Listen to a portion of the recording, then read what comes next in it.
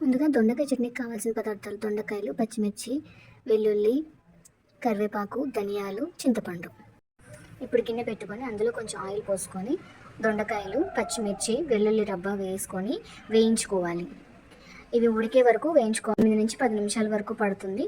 మూత పెట్టుకొని ఉడికే వరకు చూసుకొని మధ్య మధ్యలో మూత తీసి కలుపుకుంటూ అవి కొంచెం వేగాక కొంచెం చింతపండు వేసుకొని మళ్ళీ కాసేపు తిప్పుకోండి. ముక్కలు ఉడికాయి అనుకున్న తర్వాత కొన్ని ధనియాలు వేసుకోవాలి. ధనియాలు ముందు కూడా వేయించి పెట్టుకోవచ్చు, కాకపోతే ముందే వేయించుకుంటే అవి పిండి పిండిగా అయిపోతాయి.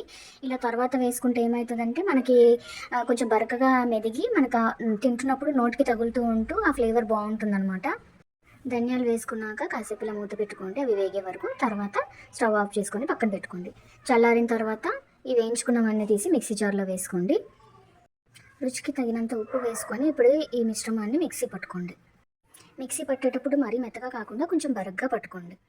ఇప్పుడు తాలింపు కోసం గిన్నె పెట్టుకొని అందులో నూనె పోసుకొని కొంచెం పచ్చిశనగపప్పు, కొంచెం మినప్పప్పు, అవి వేగాక కొంచెం ఆవాలు, కొంచెం జీలకర్ర, కొన్ని ఎండుమిరపకాయలు, కొంచెం కరివేపాకు వేసి పోపు పెట్టుకోవాలి. పోపు వేగాక ఇప్పుడు మనం మిక్సీ పట్టుకున్న దొండకాయ చట్నీ తీసి ఈ పోపులో కలుపుకోవాలి. అంతే, ఎంతో రుచికరమైన దొండకాయ చట్నీ రెడీ. ఈ దొండకాయ చట్నీ నెయ్యి అన్నంలో కలుపుకొని తినండి, ఎంత కమ్మగా ఉంటుందో తిని చూస్తే మీకే తెలుస్తుంది.